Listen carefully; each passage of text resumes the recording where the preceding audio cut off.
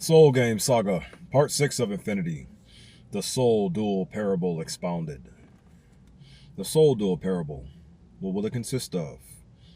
7 things that'll move and or evolve into approximately 16 things in total. This here Soul Duel Parable is going to be just like the other spiritual duel parables that I've done, just more amplified.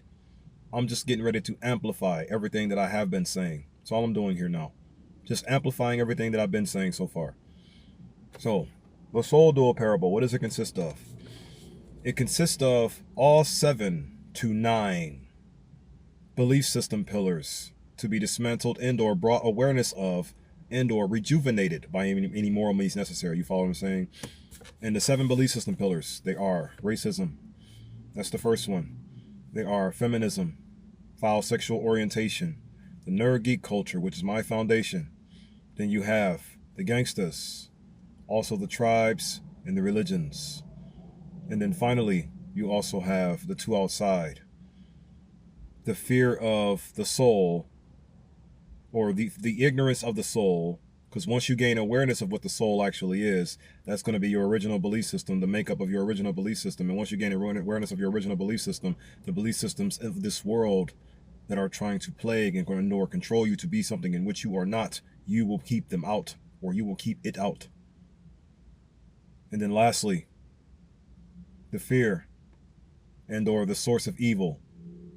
So you got the ignorance of the soul and the fear of evil. The ignorance of the soul and the fear of evil. Those are the 2 outside. I'm ready to stop using any type of religious terms or religious ideologies here.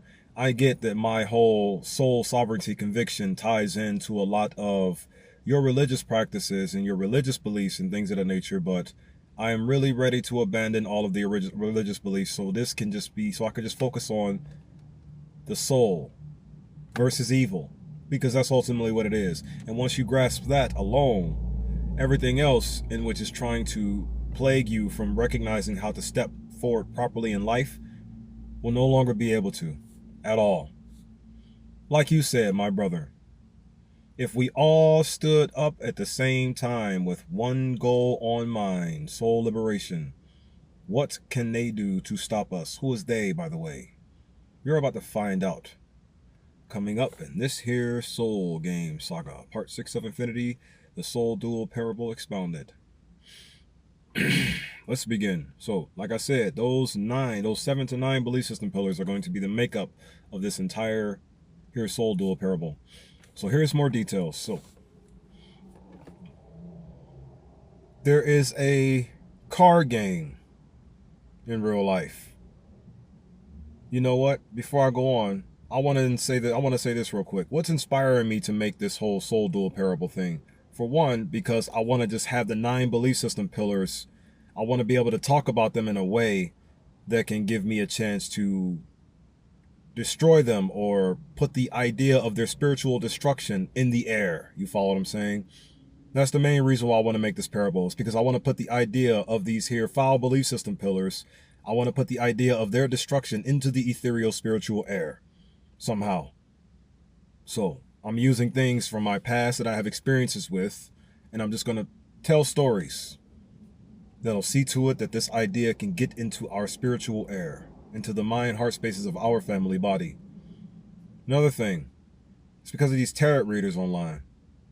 All of these beautiful tarot women who be reading their tarot cards, they look you look so beautiful. You do. I hear what you're saying, but why are you playing with those cards? Do you need those material cards? Or could you just explain what you think, and or can you just play your spirit without them? Can you play your spirit without material things? That's another reason why I want to make this video, because they inspire me. The tarot reader women, y'all inspire me. I saw another great brother who does tarot as well, a brother who actually does tarot. Shout out to Draco, I believe that's his name, Lord Draco. Shout out to you, my good brother.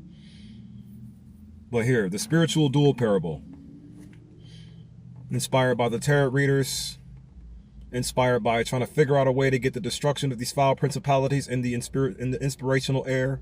And then finally, the third thing that's going to be influencing this game, Yu-Gi-Oh!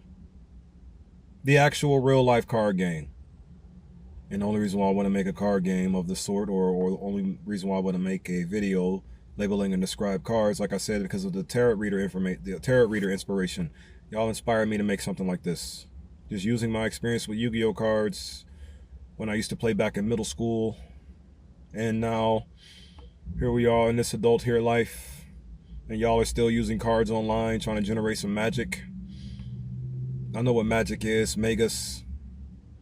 That's his Latin or Greek origin. And then magic goes all the way to spells and things of that nature. And spells are essentially just putting words into, or spelling things out and putting them into the air for them to influence someone to move in a certain direction, whichever the direction of the spell is driving them to move. I have unity spells. The enemy has division spells. Moving forward. Do I believe in magic? Do you believe in influence? I believe in influence, so I guess I believe in magic, huh? Magic is influence at its core. Spelling things out, spells. When you see certain signs and certain sigils and certain rituals that they do, all they do is draw a circle with a star in it and say it's evil. They cast their verbal spells onto it, but in reality it's just a geometric symbol that they're saying something about. Did you notice that the Star of David is just two triangles placed on top of each other, one facing upward and one facing downward? But then it's called a Star of David. Moving forward. So, I'm going to use all 9 of these here belief system pillars. One in which needs to be brought total awareness of. One in which needs to be defended against, or stopped, and or destroyed, or taken the power away from. It's immortal, so we can't really necessarily do too many things to it. The source of evil, the progenitor of evil's source in this world, in this reality here today. It is immortal, so it cannot be killed necessarily. You follow me? So here. Then you got the 7 belief system pillars, which are going to make up pretty much the body of this duel. And then you also have the Yu-Gi-Oh card game, which is going to also give the rules and the structure of this game here. Now, in the Yu-Gi-Oh card game in real life, they have squares all over their field. I'm going to use circles on mines. Mines are going to be the same shape as the chakras. Because like I said, it's a soul duel. So that means my soul field is not going to have squares. It's going to have circles all over the place. I omitted that detail in the previous videos when I talked about the soul duel. It's a somewhat important piece of information to talk about. Not necessarily important. You follow me? But, I mean, depending on how you take it. It's important to me. Because I see why it is to get these words out into the air. So, they're going to be shaped like chakras. The entire field is. The field itself is going to be shaped like a chakra. And then the slots on the field are also going to be shaped like chakras. You follow what I'm saying? So, the Soul Duel parable. Now, just like in the real life Yu-Gi-Oh game, the field setup, you have a slot for your 5 monsters. You got a slot for your 5 spells and traps. You got a slot for your field card. You got a slot for your fusion deck. You got a slot for your graveyard. And you got a slot for your main deck. Then you also have 2 new little spots on top, or 2 more monster areas. And now you got 7 monster zones. You got 5 spell and trap zones. You got 1 field zone, 1 field card zone, and you got 1 fusion deck zone, 1 graveyard card zone, and you also have 1 main deck zone. That's the layout of Yu-Gi-Oh right there, right? I'm going to explain about the rules as I go on. But here, check this out. I'm going to just revamp virtually everything to make this make more sense for what I needed to make sense for. You follow what I'm saying? So instead of them being squares and rectangles, they're all going to be circles. You follow me? And oh yeah, I said in the one of the previous spiritual duel parables that the cards were going to be rectangular like. No, they're not. I'm going to change that as well. I'm going to change it from rectangular to just circles. I'm going to even make the spiritual trait circles, in other words. Not the cards, spiritual traits. Here, moving forward. So, now you got 5 slots, right? 5 circular slots, not rectangular. 5 chakra slots, or 7 chakra slots. 7 spell and traps chakra zones. Then you also have a field chakra zone. You also have a special monster chakra zone. Then you have the graveyard chakra zone, which is going to be called the energy in which we no longer need or want. that space for the energy in which we no longer need or want. The energy in which we no longer need or want. Once again, a space for the energy in which we no longer need or want. Moving forward. And then the main deck slot, instead of it being called a main deck, I usually would call it a foundation of knowledge, but I'm going to use a different word. I'm going to call it the epistemology. Epistemology, because guess what? That word simply means the foundation of knowledge. Just more fancy. So yeah, you got your epistemology right here for this, your epistemology zone, where your main deck will be going. And I have 40 spiritual traits in my epistemology. I have 40 spiritual traits in my soul's epistemology that I'm going to be using for the spiritual dual parable. Then I have this space for the energy in which we no longer need or want. Like when we're done using certain spiritual traits, they will go to the energy in which we no longer need or want. When we're done using certain energy vibrational frequencies, they will go to the energy in which we no longer need or want. Moving forward. Now, the 7 monster zones, right? Instead of them being 7 monster zones, these are going to be the areas of my spiritual and/or soulful avatars right here. So in other words, you can just call them avatars. These are where my avatars will be summoned in these 7 slots right here. And then in the back row, the spell and trap card zone, right? Instead of them being spells and traps on my end, since I'm on the source of all moral authority side, they're going to be called unity spells and advancement traps for me. But on the enemy side, the source of all evil, or the source of all immoral authority, the authority attached to chaos, they're going to have what can be labeled and described as division spells and stagnant traps. They're going to have division spells and stagnant traps. I'm going to have unity spells and advancement traps. You follow me? Then you got these 2 over here, the last one. You have your ethic card zone, or your ethic spiritual trait zone. Your ethic spiritual trait zone. You follow me? Ethic, not ethnic. Ethnic comes from the people you associate with. Ethics come from the ground you stand on. You follow what I'm saying? And you become the average of your environment. You become your environment, and/or you become the average of the 5 people you associate with most. So you become the average of the 5 ethnics you receive in your life, ethnical advice you receive in your life, and/or you become a product of your ethical grounds, your ethical environment. You follow me? And then you finally got this here special avatar zone. Instead of a special monster, I'm not going to call these monsters for this here parable. I'm going to call them avatars. Avatars, not monsters. I'm essentially removing the virtual entirety of the here game. I don't have any experience with the card game known as Magic the Gathering. I don't have any experience with that. I only got experience with the Yu-Gi-Oh! That's it. And so I'm using it. That and the tarot readers who inspire me to just talk about a card way or way. You use cards to deliver your messages. So I'm going to use spiritual cards to deliver my messages. You follow what I'm saying? Moving forward. Now, 40. Let's begin the duel. Enemy has 40. Space is completely empty right now. Now, the field itself in which we are playing on is the 4th belief system by itself. It's the 4th belief system. Like I said those other earlier belief systems because of the importance it was going to have right here, right now. These are another details that I omitted.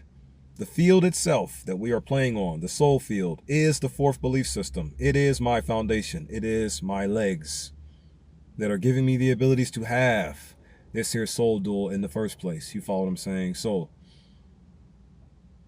the foundation, clear as day. Nothing on top of it, my field. So, we begin, both begin. 40 in the epistemologies. 40 spiritual traits in both of our epistemologies we start off with. I draw 5 spiritual traits and add them to my, not hand, decisions. Because let's not forget, I'm using cards in spirit to tell you a story, just like our sisters and my good brother Draco uses cards to tell you a story in the physical. We're both in the physical talking, but still, like, it's all spiritual for me, spirit soul for me. You follow what I'm saying? So I'm using cards in the spirit to tell you a story. You're going to get what the story is as I finish it. So check it, right? We both draw from our epistemology, our 5 spiritual traits. We start off with 5 spiritual traits, both sides. You follow me? Now, we begin the duel. I take 1 spiritual trait from my decisions, because instead of it being a hand, it's going to be called my decisions. I take 1 spiritual trait an avatar, spiritual trait, and I set it face down onto the field in defense mode. Or at least in Yu-Gi-Oh! It would be vertical because the card will be rectangular, but I'm changing the shape up so it can just be a circle. It's your chakra. So now if you place it face down, it's going to automatically be in defense position. If you place it face up, it's automatically going to be in offense position, depending on the scenario in which it is in. Because a circle can't really rearrange shape, right? If the picture was in the circle, you change the circle around and the picture go that way. It'll symbolize defense position, right? Moving forward. So I end my turn there. One move. That's all I do. Place something on the field in defense mode face down onto the soul field. I didn't set no ethic ground because the soul field itself is the ethic grounds for me already automatically. I didn't place no anything extra. Just let the soul field be what it is and just place that onto the field in defense. Enemy's turn now. Enemy has its 5 spiritual traces decisions in its hand. Enemy decides to draw 1 spiritual trait from its epistemology because the enemy is going second. In the card game of Yu-Gi-Oh! If you go second, you can draw first. So the enemy chooses to draw its spiritual trait and add it to its decisions. Now the enemy has 6 spiritual traits as decisions in its play. And the first in its spiritual traits as decisions. So the first move the enemy makes. Belief System Pillar 1, the Racist Field card. The Racist Field Spiritual Trait, or the Racist Ethic Spiritual Trait. That's the first thing in which the enemy plays onto the field. And what does it do? Multiple things. First off, it allows the enemy to add 1 specific white supremacy avatar from its epistemology and add it to its decisions. And the enemy chooses the white supremacy avatar known as the white leadership. White leadership. You follow what I'm saying? Next move. Once this here affect, not effect. All it's going to have effects with this game, affects with this game right here. Once that affect is activated, it has more things it can do. You can activate 1 stagnant trap from your decisions. You can activate 1 spiritual trait stagnant trap from your decisions onto the soul field. The enemy chooses to activate Belief System Pillar 2, Feminism. And Belief System Pillar 2's affect. What it does is it targets, exposes, and takes control of whatever it targets and exposes. So Feminism is activated, targets my face down defense avatar, reveals it. And after the revealing, its ability is to take control of it and keep it away from where it originally started, or help the racist field keep it away from where it originally started. Keep this in mind.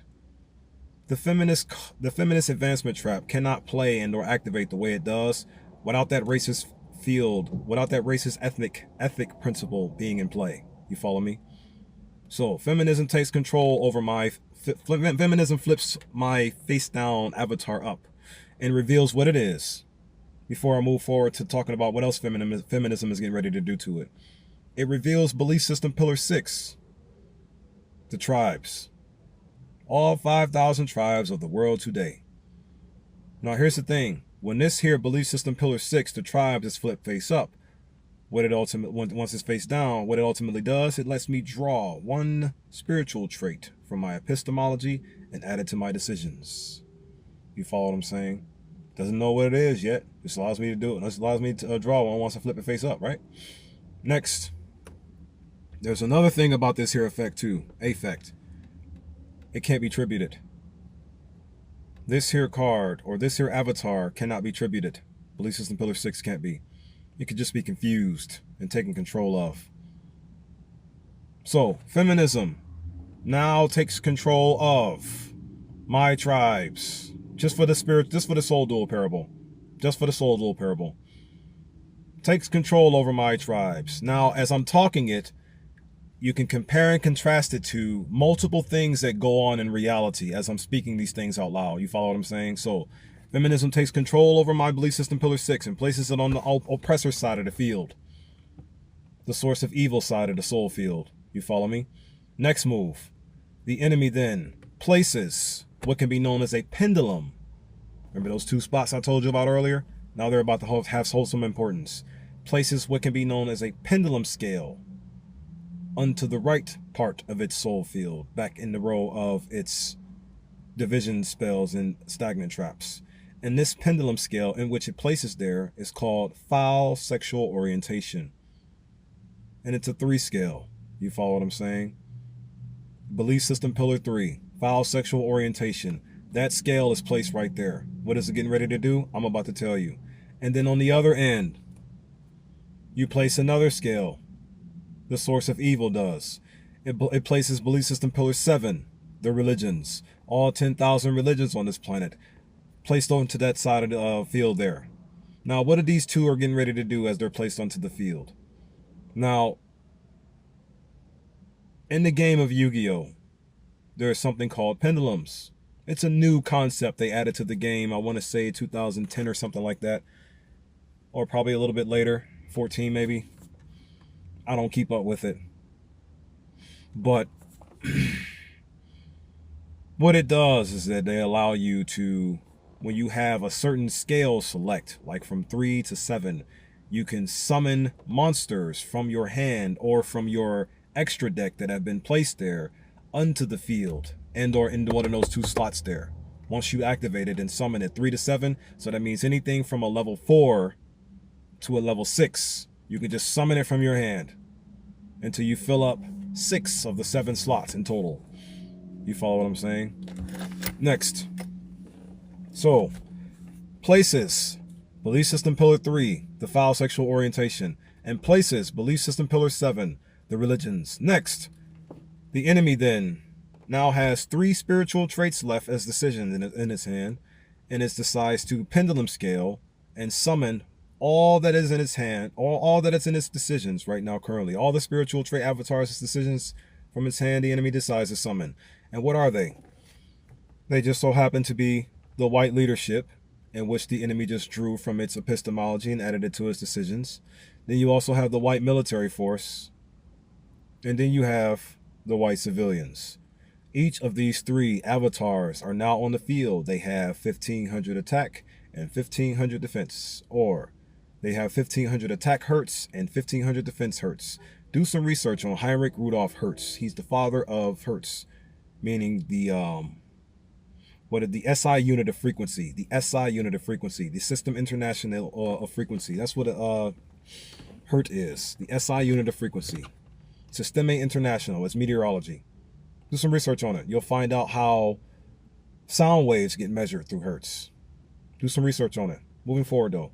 So, the white supremacy group has 1,500 attack each and 1,500 defense Hertz each. Each of them. And they all 3 have effects. Now, the white leadership has an effect. You contribute something on your side of the soul field, anything to inflict 1,000 life Hertz to your opponent. However, tribes cannot be contributed, but unfortunately they can still be controlled by the enemy's ways. Unfortunately, right? Moving forward. So, it's not going to attribute its own kind, obviously. Even though if it attributed its own kind, it can hurt me quite drastically. Oh, and by the way, my soul tribe and that the enemy took has 0 attack, but 3,000 defense. It has 0 attack Hertz, but 3,000 defense Hertz. You follow what I'm saying? Because you don't attack the enemy, you only attack each other. Moving forward. So, the white leadership's effect, affects. What does it do? Like I said, you contribute any kind of avatar on your side of the field, inflict 1,000 Hertz to your opponent. Also, as long as this here avatar is face up on your side of the soul field, none of your others can be attacked. None of your other white supremacy cards can be attacked. None of your other white supremacy avatars can be attacked, right? And then also too, let me see. Now, here's how that would look in real life. This is what I wanted to say. Here's how that would look in real life. They fought for the right to destroy our lives. They fought for the right to destroy our lives. Random question. What is the point of you people having any of your laws and your codes if you're just going to break them all to play around some more? I know why now. It's to keep this hell on our heads for no reason at all. That's why. Moving forward now. So, white supremacy. Then you have the white leadership card, or white leadership spiritual avatar, spiritual trait avatar. And what it does is it prevents you from being able to attack any of the other white leadership card or white supremacy cards on the field. White supremacy avatars, like the white military force and the white civilians. The white civilians handle the subtle force of the devil's nature, and the white fighters, the white military force, handle the the violent force of the devil's nature, whereas the white leadership handle the trickery force of the devil's nature. They all work together hand in hand, though. You follow me? And the enemy just summons all three of them onto the field at the same time. I'm wide open. Nothing to stop it right now. Continue with the enemy's turn. So, the enemy summons also to the white leadership, or the white military force, and the white civilians. What are the white civilians' effects? The white civilians' effects is that once your opponent enters battle phase, all of your avatars on the field go to defense position, so they won't receive any damage once they're attacked. They're all weak alone, but once they're together, I guess, I don't like to give them compliments at all. Moving forward. So, then the white military force, its effect, once you attack any other style of the white supremacy setup, if you attack any other style of them, then whatever your attack is, the white military force's effect will give that boost of hertz to the individual avatar you are attacking. You follow what I'm saying? And that'll cause it to even out and balance out, and nothing will happen. In other words, they'll be able to stick around more to make our lives miserable that much longer. You follow what I'm saying? But that's pretty much it, though. Just those three.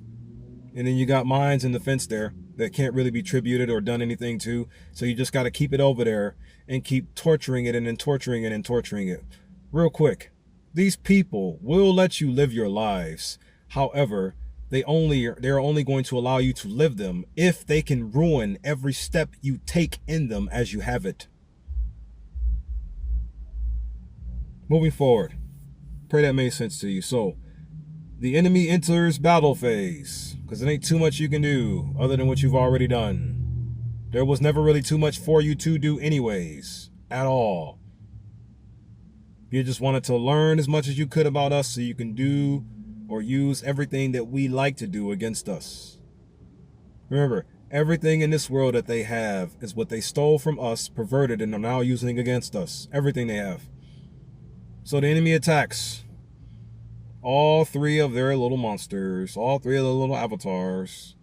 1,500 apiece, 1,545, 6,000 damage. No, 1,530, 4,500. No, I almost gave you way too much. Way too much. 15, 30, 45. 15, 30, 45. That's all you did. That's all you can do. You ain't tributing any of your avatars because you need to maintain your system. Preserve your system. Preserve your disgusting ways. So guess what? My turn. It swings back unto me. Now that you ended your worthless turn, did your little damage. Now it's time for my super duper Egyptian soul god combo. I love to say this combo out loud. I really do. I'm trying to get better at it and make it faster as well. I like to say this combo out loud. So check it, right? I got 5 spiritual traces decisions right now currently. And due to my affect from my soul tribe, belief system pillar 6 spiritual avatar. You follow me? It flipped up and gave me the ability to draw again. So now I'm about to draw again. Draw from my epistemology and add spiritual trait to my decision. You follow what I'm saying? Now I have 6 in total within my decisions. And here's the next move. Oh, I love this part. So the first thing I'm going to do is summon the Christ Father in the Spirit's house. I'm going to summon the level 4 Christ Father in the Spirit's house. And what is this? What is the level 4 Christ Father? It's essentially the soul. So are you summoning the soul on top of the soul? I mean, the soul is omnipresent. Yeah, sure. I love you very much. Random thought. So here, I summon the level 4 Christ Father in the Spirit's house. To summon the Christ Father in the Spirit's house is to establish order upon the soul's grounds. You want to know how? Because the Christ Father is the flipping soul. The Christ Father is the flipping soul. The Christ Father is the table flipping soul. You follow me? So moving forward now. Next, his effect triggers. The first thing the Christ Father does when he is summoned into this summoned into the Spirit's house, meaning reality itself. I see reality as the Spirit, the spiritual, ethereal reality, and we are in. And this here Spirit is a house. And to summon the soul into the Spirit's house is to establish order upon the soul's grounds. But how is it the soul's grounds if this is the Spirit's reality? Because the Spirit and the soul are one thing. Therefore, the soul's grounds are the Spirit's grounds, as the Spirit's grounds are the soul's grounds simultaneously. If that makes sense to you. Spirit is what you will label and describe as divine feminine energy. Soul is what you will label and describe as divine masculine energy. I personally just want to say these words out loud. Am I actually looking for it? I really don't necessarily want anything from your world at all, just to get out of hell. Here, I am looking for a woman I can love and respect unconditionally. That's the main thing I want out of life, is a woman, just one woman, like this one reality we have here. I am looking for a woman I can love and respect unconditionally. What are you trying to piece together, brother? What are you saying? So that means that you're trying to love this reality unconditionally and respect it? If you just ask me, am I trying to love and respect all things in reality unconditionally, seeing as how all things in reality currently are trying to get me to disrespect and hate all things currently, then you are correct, because I do not wish to give the devil anything it desires at all. And the only thing that the devil desires for me to do is to manifest disrespect as hatred in action. I refuse. So, I just want to respect and love everything unconditionally. This may help me get to that point. Moving forward now, right? Summon the Christ Father in the Spirit's house to establish order upon his soul's grounds. He's level 4. The first thing he does, his special effect, it destroys any and all foul artificial principalities on his field. When he's first summoned, that's his first effect. Now here's the crazy part though. Most of that enemy's combo is based off of racism. So once racism is destroyed, the first thing that comes back to me, or the first thing that happens, is that trap card, or that trap, that advancement, or that stagnant trap on the enemy side of the field. You follow what I'm saying? It is destroyed, or it is negated and destroyed. Reason why is because my Christ Father, once it's summoned, establishes order on the soul's grounds, BKA a love bomb. The love bomb effect. The love bomb effect destroys that evil, foul, disgusting, racist belief system, Pillar 1. Destroys it and sends it to the energy pile of which we no longer need or want. Racism is now in the energy in which we no longer need or want. Racism is in the space of which we no longer need or want. But here's the crazy part though. Due to racism dying, feminism also goes with it. Feminism gets destroyed and now into the pile of energy in which we no longer need or want. But then here's the beautiful part. Afterwards, my 6th belief system pillar, its spell is lifted and it's brought to back to my side of the playing field.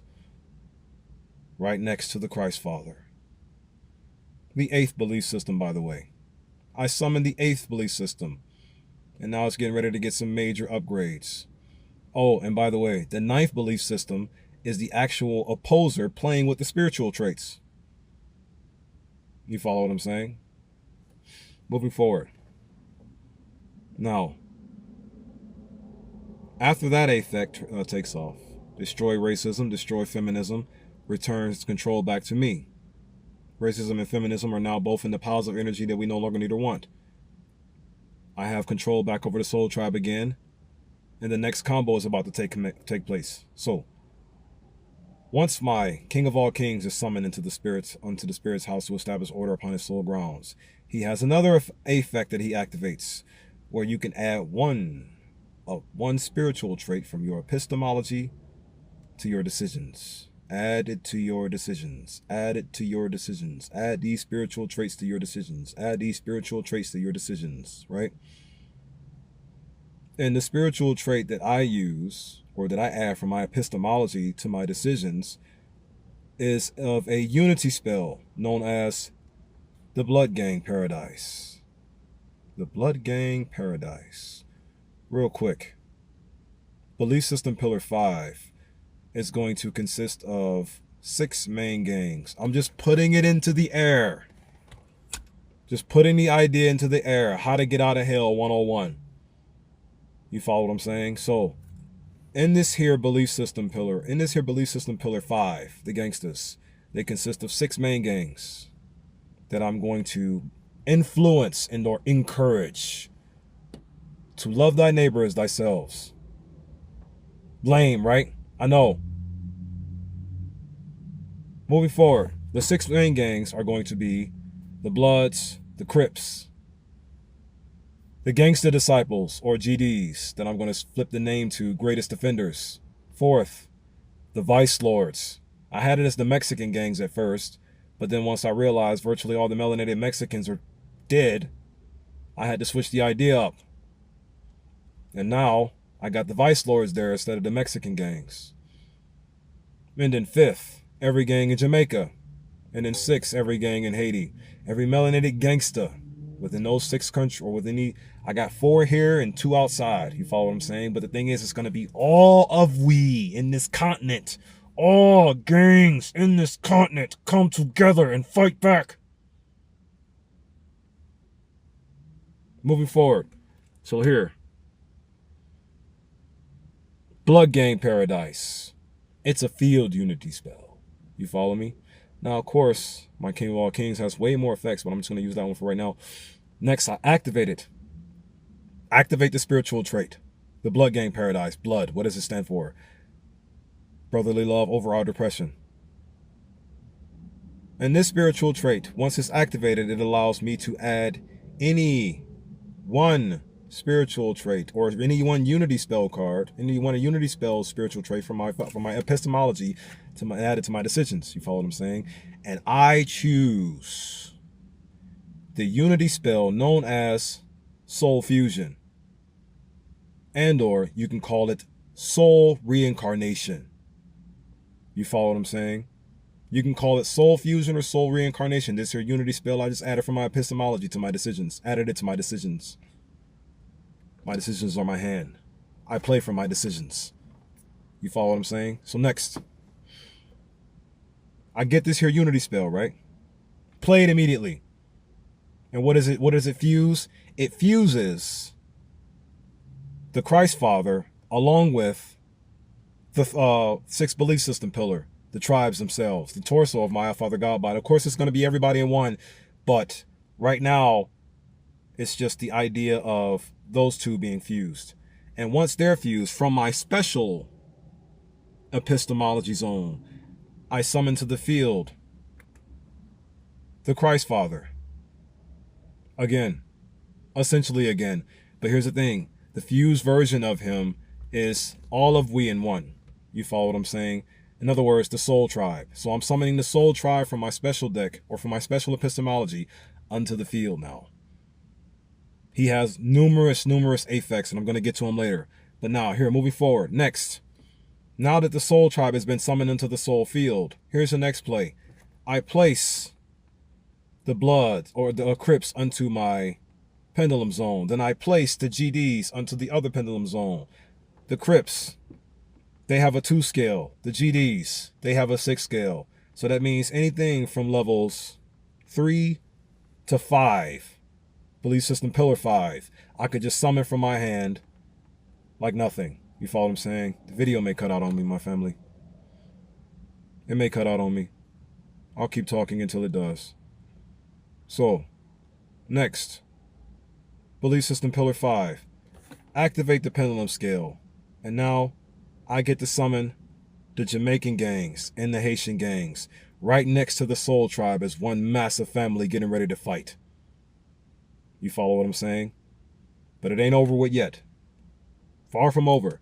My Blood Gang Paradise also has another effect when it's activated this turn, and/or when I special summon any gangsta avatar from my hand or at all, I am allowed to activate one advancement trap in my hand currently. And I choose to activate the advancement trap known as the Vice Lord's Gang. And what does the Vice Lord effect does? The Vice Lord effect allows me to summon my pendulum scale gangs unto the field. Now here's the beautiful part about all of my level 5 gangsters. They're normal avatars, but they have 3,000 attack, 0 defense hurts, 3,000 attack hurts, 0 defense hurts, and they're all level 5. You follow what I'm saying? So now we're all in the field. Actually, I have my entire fused self unto this field, if you noticed it. The only thing I don't have is my head straight, the religions. I need to get my head straight, but right now you're on the enemy side of the field where you were crafted and where you were generated, right? So check it. Next, my here field, what it does, it increases the power of all of the gangsters by 500 hertz for every single gang on the field. You follow me? So right now, all 4 of my gangs have a 2,000 attack hertz boost, making them 5,000 attack each. Insane power, right? But let's not forget the effects of white supremacy. That's what we're up against right now, remember? We're up against white supremacy right now, remember? Don't forget their affects. If we go to the battle phase, the civilians will shift into defense mode, and if we attack them, then the military gonna match ours. So what are we gonna do? Nothing. Now we tap into our Egyptian ancestry here.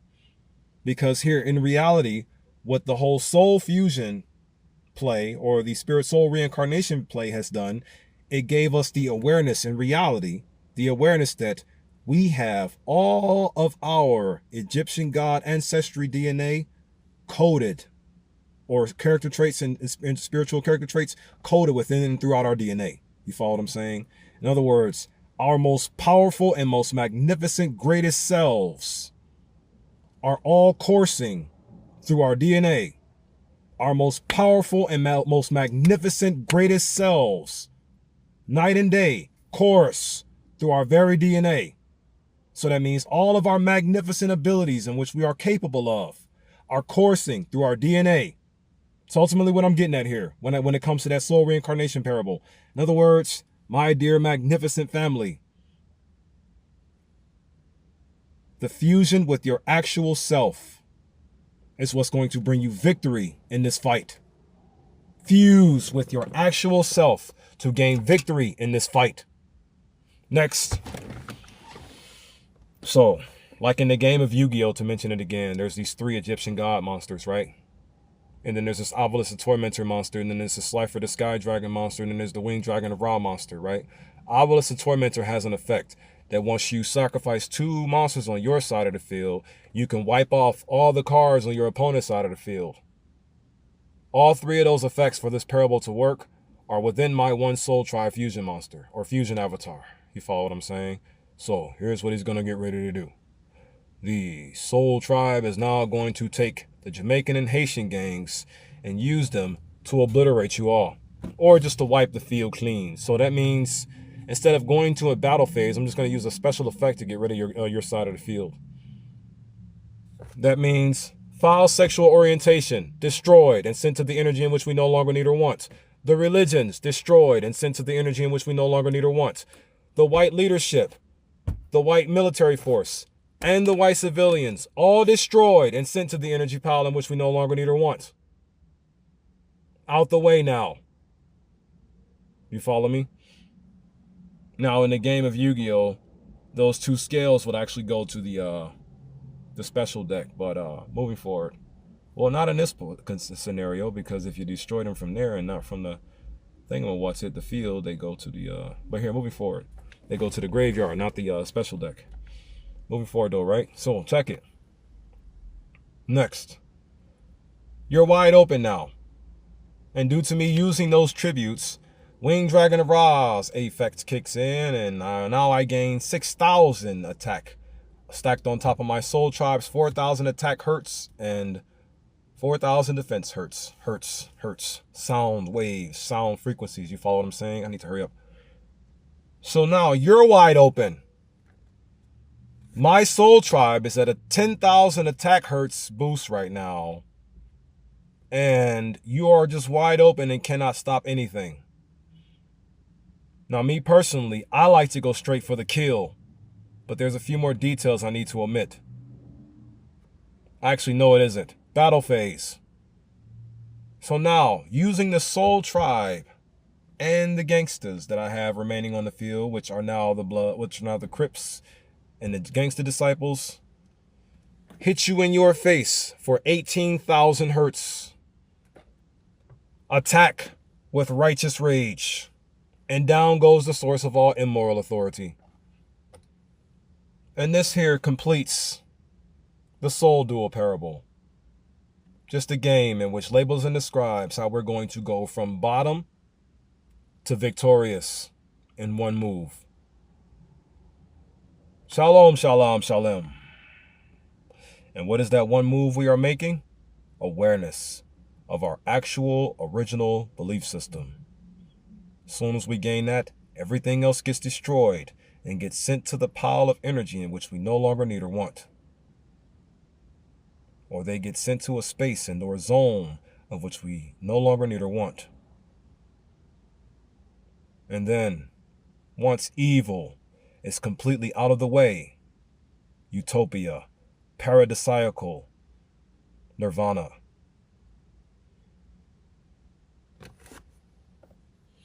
Or in other words,